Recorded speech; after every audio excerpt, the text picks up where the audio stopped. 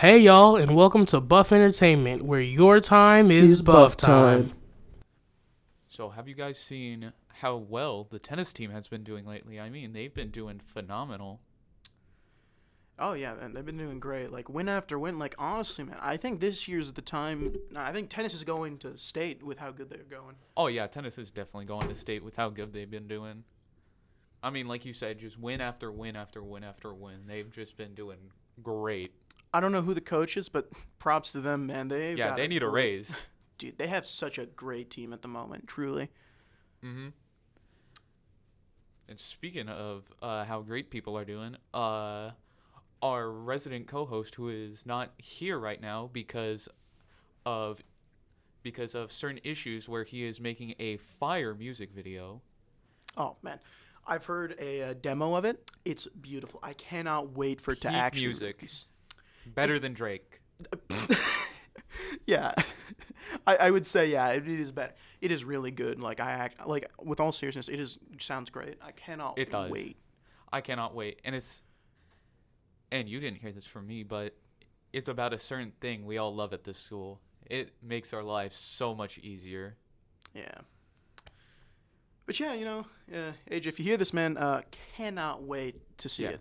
We cannot wait to see your new music video, man. It is going to be straight heat, straight peak music. And we hope the rest of you at the school who are listening also give it a listen because it is great.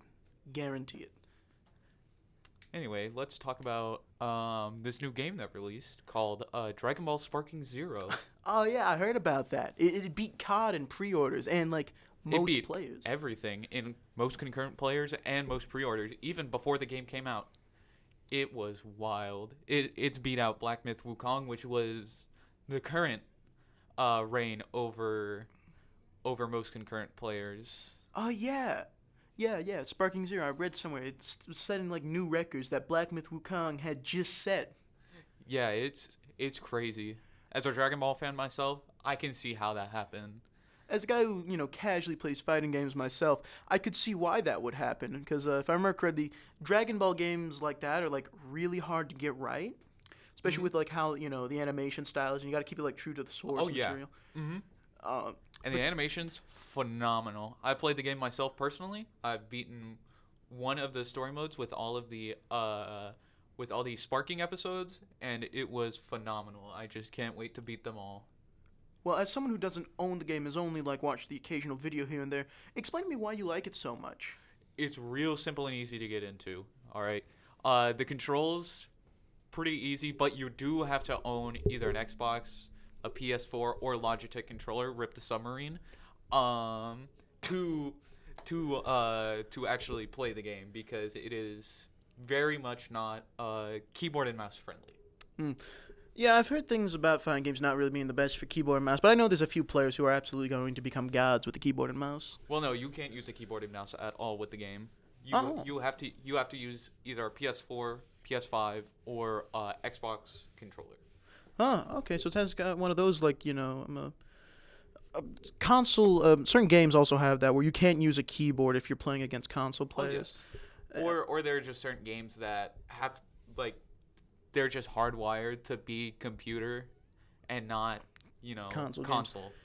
As Yeah, example, Ultra Kill, that one you Yeah. have to use Oh yeah, that's an keyboard and mouse. that's an absolute keyboard and mouse game right there.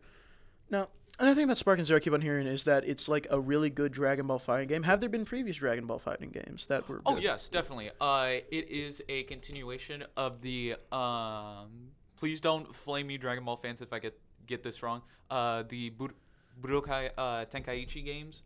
Those were the precursors to Sparking Zero, where everybody thought they were phenomenal games, but the last one came out like like a little over a decade ago.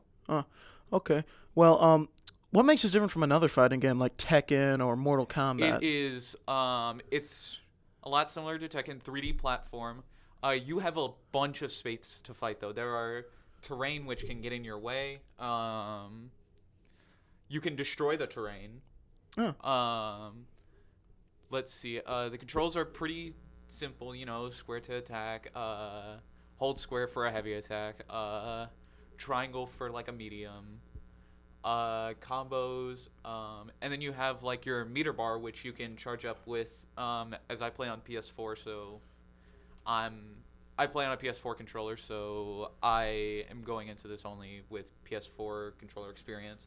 You hold down R2 to charge, and that also reveals like a little subset of moves that you can use.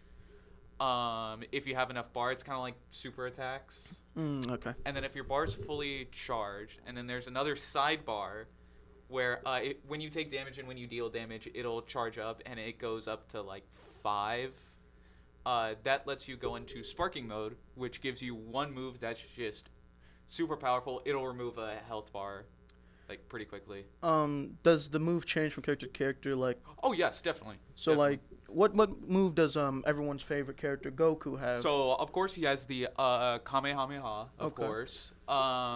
Usually most characters will have a ranged super move and then a melee super move, Okay. where it's R2 square or R2 triangle will have a melee or a range. Okay. Some characters have either both melee or both range.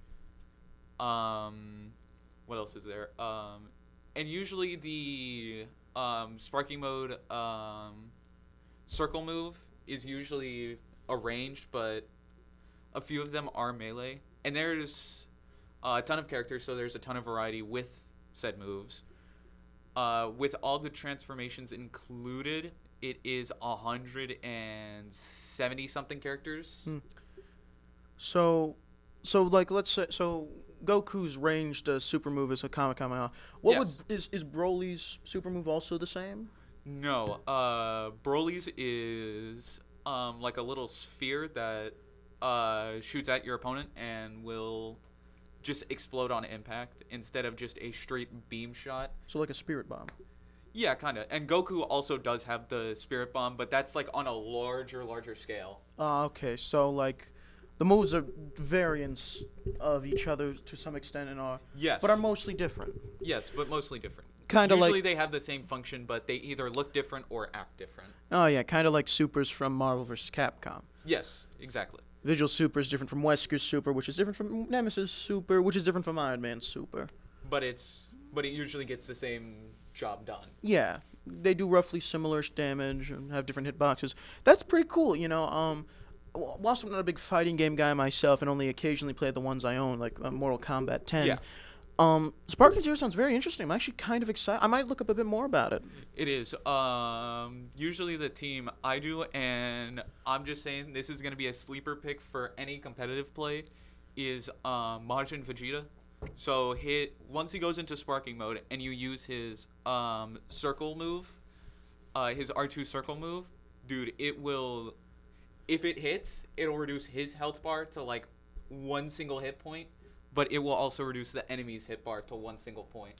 Oh, okay. So it's sort of like a gamble. You're trading off like. Yes, one character, but you're also trading off your opponent's character, which is good with the meta that will eventually be just like 3 of the most powerful characters like in the game, or 2 of the most powerful characters in the game, and you just being able to basically just one-shot them. Well, if you're good enough, you're keeping your character, but his character's going out. Oh yeah, and if yours survives like till you can go sparking mode again, you can use it again. Oh my god. Like That sounds it's- powerful. Oh, it is, but you have to be like good enough to like stay alive to get there, because if you're not close range with the triangle move, you shoot like a little blast that deals minimal amount of damage, but it'll still, kill. Interesting. I cannot wait to see. Yeah, it's that it's a great game. I I'm. love it. Everybody else seems to love it. The animations are pretty clean. That's all I ask for a fight game. How Yeah. how good are the hitboxes? This is The an issue with hitboxes are pretty fair. Okay. When it comes to most moves. How about the multiplayer? The hitbox is multiplayer bad? Does it suffer from like massive? I have desync? not played multiplayer yet. Okay. I've only played against computers, but from what I've seen playing against computers, the hitboxes are still pretty fair. There's the occasional you'll use like the Spirit Bomb move, like when somebody's close up, and it will just completely miss because they're just so far up, and you'll be like, "What the flip, man? That should have hit." Well, I think that's about all the time we have to talk about Sparking Zero. Definitely an interesting game that I will absolutely research after this. Great game, great animations. You should play it. And if we get enough people to play it, we could probably form like a cult or a club or whatever, just dedicated to Sparking Zero, because it is that unique and that great of a game. Well, in that's my good. opinion. Well, that's what we got in Sparking Zero. Stay tuned, because the next topic we're talking about is remakes. And after that, we will be talking about some movies. Like what? Like some new stuff coming out and some old stuff that has already come out. Oh, okay. Give us like one example of what we'd be talking about for the movies. Kind of interested here. Let's see.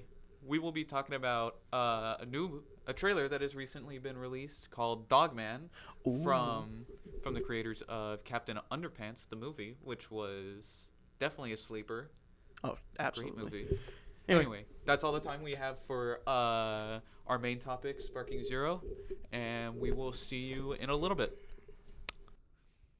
Hello, everybody, and welcome to the TV and movie section. I am your host, Josh. My co-host, Braden, is not here today because he has work to do, but it's going to be absolutely firework. Anyway, on to TV and movies. Today we're just talking about movies. Specifically the Transformers 1 movie, which was a pleasantly surprising movie. I mean, it was pretty good for a kids movie, and I would recommend watching it. I would say probably one of the besides the Wild Robot, which was also a phenomenal movie. It really is going to be a contender for animated movies. And speaking of animated movies, the new Dogman trailer came out. It apparently it comes out on January 31st. It's made by the same people who made the Captain Underpants movie, which is a huge sleeper movie. I mean, I watched it when it first came out, and I watched it like a few months ago. Still holds up today. Pretty banger movie, pretty fire, love it. And then a movie that came out a year ago that still holds up pretty well is the Wonka movie. Really loved it. It was the origin of William Wonkerton, where Wonka has come full circle, and it kind of goes over his origin story. And also, you should probably view the original 1970 Willy Wonka, which is also another phenomenal movie. It's great. I love it. And I watched the Wonka movie with my dad, who saw the first Willy Wonka movie when it, came out in 1971, when he was around my age, and he liked the Wonka movie. So if you can find I think it's on Paramount Plus or wherever. So if you have it, watch the movie. Just be warned, it is a musical, but the music is pretty good. And yeah, that's it for the TV and movie section. Hi, my name's Malachi. We're here with the video games segment. My co-host, Braden, who's also co-host for the TV and movie podcast. I know it's a bit confusing, but, he's a great co-host. That's why we have him on 2 segments instead of just 1. Yeah, but yeah, he's busy doing work still. So today we're going to be talking about remakes and the quality of the recent ones. Now, when it comes to movie remakes and sequels, they're usually bad. But video games recently have been getting a whole bunch of remakes. I think last year's the same year Baldur's Gate 3 released, which is also the same year Resident Evil 4 Remake came out. A great Resident Evil 4 game. I'm going to be honest, I like that game a lot. I played it to 100%, almost. I still have to go through the Separate Ways DLC, but that's besides the point. There's also the Dead Rising remake that came out recently, which was really good. Very faithful to the original, in my opinion. There's a few people who claimed it was woke, which I really don't get. It literally, from what I've seen of a older playthrough and a more modern playthrough with the remake, they look the exact same. I'm talking beat for beat, shot for shot, they look the exact same. I don't know what they're talking about. It is insane. I don't know why people are so mad about that remake. I just don't get it. And then Silent Hill 2, which came out like I think a week ago, maybe more. That game was also really good, and apparently, it was great apparently. Which, for an old game like Silent Hill 2, which, like, comparing the two is like night and day. Like, sure, Silent Hill 2 is a classic, but this remake looks really good. Like, that's the thing about these remakes. They look great. Like, really good. Like, I really do feel that video game remakes, especially horror games, which have been the main things getting remade, have a very large potential of being, probably the next generation of gaming. I mean, especially for people who grew up playing the older games, like my dad, who grew up playing Resident Evil 4. My uncle, I think, played Dead Rising at one point when he was like a teenager, like my age, I think. And yeah, when good games get remade well, they're still great games. They're, hell, I'd say on par with the original, if not better. Like, let's see, there's another game that was also remade that was a horror game, Dead Space. Dead Space also got a remake. That remake was really good. Now, I did play the original Dead Space, haven't played the new one, but everyone seemed to agree it was a great remake. So, video game remakes seem to be hitting a more positive trend. Instead of just being cash grabs, they're actually projects that are coming out good, which is great, especially when, a lot of games haven't been doing well, like Concord. Fun fact, Concord didn't live very long. For those who don't know Concord was crazy. Like 2 weeks, it got like 2 weeks of gameplay at most, and then it just got shut down, which is hilarious. Suicide Squad killed the Justice League. That's still going, believe it or not. For those who forgot about it, it's still around. It's kicking. Barely. But, when modern games just sort of aren't doing well, it's great to see that the remakes that, like our parents probably grew up playing are doing well. It makes me feel hopeful for, like, other older games getting remade, like the classic Resident Evil games, like Resident Evil 0 and Resident Evil 1. Those games, I'm gonna be honest, their control schemes are a bit archaic. I mean, at the time, they were revolutionary, but now, I'm gonna be honest, that stationary cam is very disorienting to aim with. But then again, that could be just a skill issue. I'm hoping that, the older horror games that were great get remastered. And, I think horror games have just been having a really good shot at the limelight. Like the new Quiet Place game. People are calling it the next Alien Isolation. If anyone remembers that game was huge for its gameplay. Like, the alien was such a great, enemy, since it, invoked that feeling of being hunted constantly, which was great. And now apparently that's basically what A Quiet Place, The Road Ahead has done. And I think that's great. I honestly think horror games are doing really well. Speaking of another horror game that's modern, Dead Island 2 gets an update, I think, today. Pretty sure today's the 22nd, and on that, I think that's when the New Game Plus update comes out. So, hey, if anyone owns Dead Island 2, you might want to check to see if it's updated, because there's a lot more content in it now. New Game Plus, Neighborhood Watch. So, yeah. Just, that's something to keep an eye out for. Anyway, that's about all the time I have for Video Game Podcast. Thank you for tuning in, and I hope to catch you next time.